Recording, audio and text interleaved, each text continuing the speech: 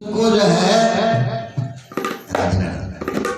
लोहे हो, अगर उसी को उठा करके बरगद का पेड़ के पास रख दे या पीपल पेड़ के पास रख दे तो क्या करेगा? उसको पत्थर को क्या बनाएगा?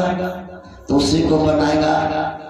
कौन चीज? या तो महादेव बना लेंगे या विष्णु भगवान बना लेंगे। नहीं, उसको पूजना शुरू कर देगा। धूप अगरती जो है नित्य प्रतिदिन दिखाते चला जाएगा।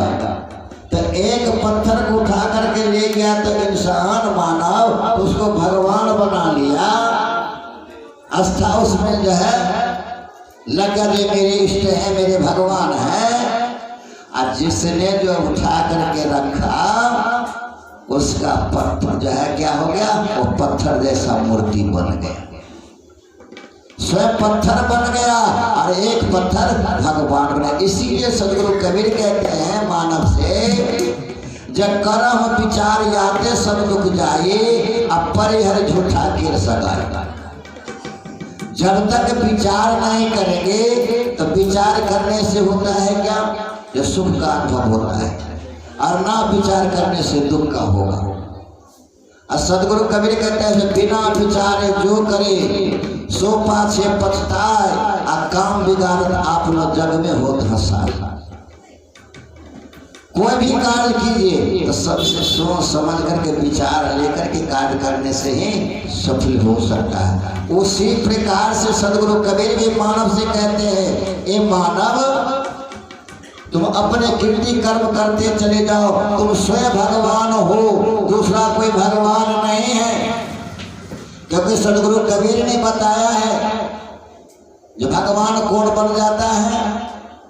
जो जिसमें कोई भूल न हो, भगवान उसी को कहते हैं। भूल से बचना जो चाहे इंसान उसी को कहते हैं। भूल करे फिर माने नहीं, हैवान उसी को कहते हैं। भूल करे फिर दंड मिले, विधान उसी को कहते हैं। घट घट में चेतन वास करे, राम उसी को कहते हैं। दिन दुखियों पर दया करे, धनवान उसी को कहते हैं। माता पिता गुरुजन की सेवा करे, संतान उसी को कहते हैं। राग द्वेष से निर्भय रहे, मुक्तवान उसी को कहते हैं। और जहाँ पर संतों का सत्संग हो, चारों धाम उसी को कहते हैं।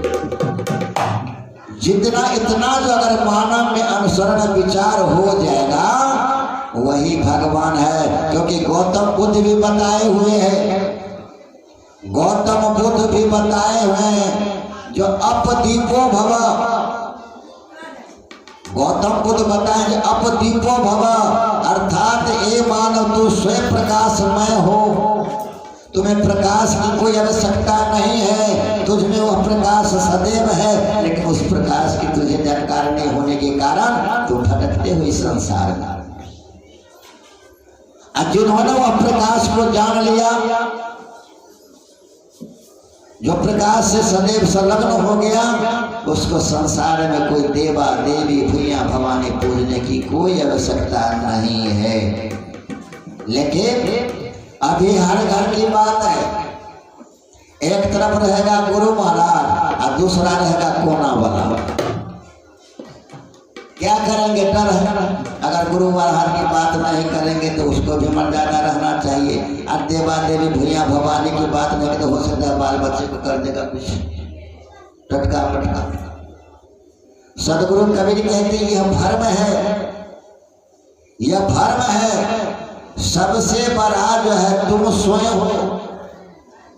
जो माता पिता गुरु की सेवा करता है, नित्य प्रतिदिन प्रणाम दंडवत करता है, भूखे को भोजन देता है, निर्वस्त्र को कपड़ा देता है, गिरे हुए को उठा देता है, निसहाय को सहायता देता है, किसी को उपकार कर देता है, किसी को बुराई नहीं करता है, किसी को निंदा नहीं करता है, किसी को बेईमानी नहीं करता है, किसी को शैतानी नहीं करता है, किसी को धोखे में नहीं डालता है, तभी वह मानव सदा कल्याणकारी है, सदाचारी है, व्यवहारी है, विचारवान है, शील क्षमा सत्य विचार धैर्य है। वही मानव इस संसार में भगवान पूजनीय है। क्योंकि आप लोग साखी के माध्यम में भी सुने थे जब पूजा गुरु को कीजिए सब पूजा जय माय, और जब लग सींचे मूल तत्व शाखा पर अघाय। अगर पूजा करना है तो सबसे मेरा जड़ कौन है, सबसे बड़ा जड़ कौन है, तो जड़ को मानते हैं वृक्ष है। वृक्ष है, उस पौधे को लाएंगे और उसको मिट्टी में जो है रोप देंगे तो उसका जड़ चला गया मिट्टी में, और उसमें पानी डालते जाएंगे सींचते जाएंगे तो बड़ा होता चला जाएगा। लेकिन हमारा और आपका जड़ कौन है, माता और पिता। अगर जड़ नहीं होते, अगर माता पिता नहीं होते तो हम इस संसार में कहां से आते।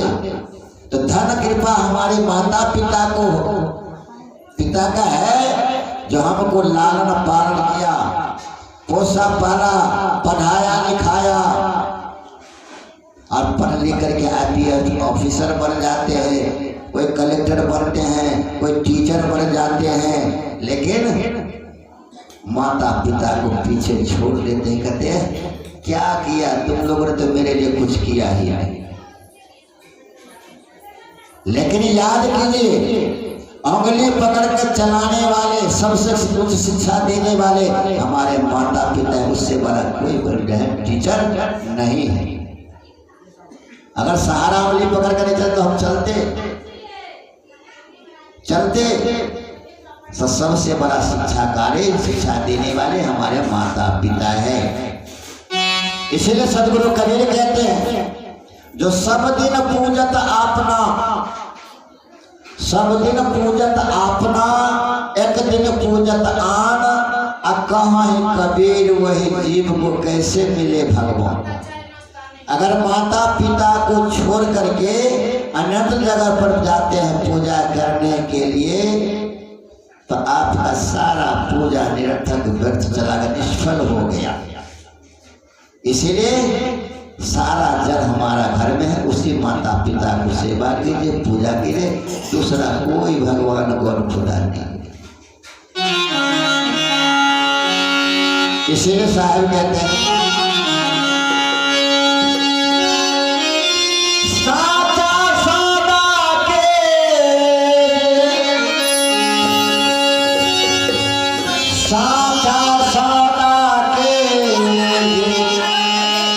अपने मन में जा साचा हीरा पाइए,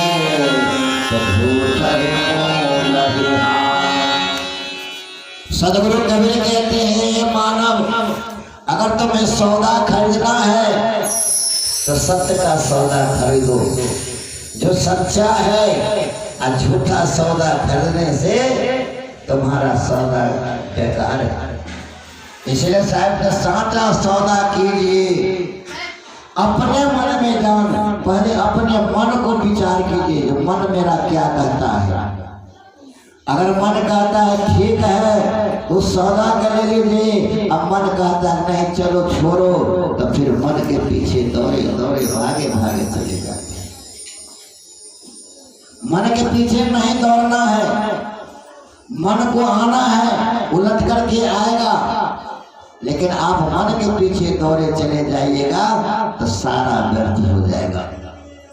इसे झूठा बोले हाँ, साचा हीरा पाइए, साचा हीरा पाइए, झूठा बोले हाँ।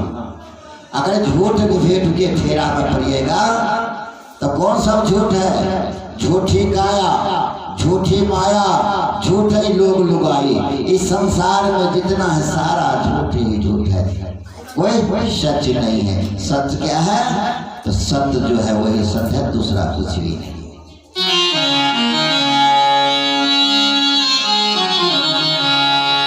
एक छोटा सा मंगल है।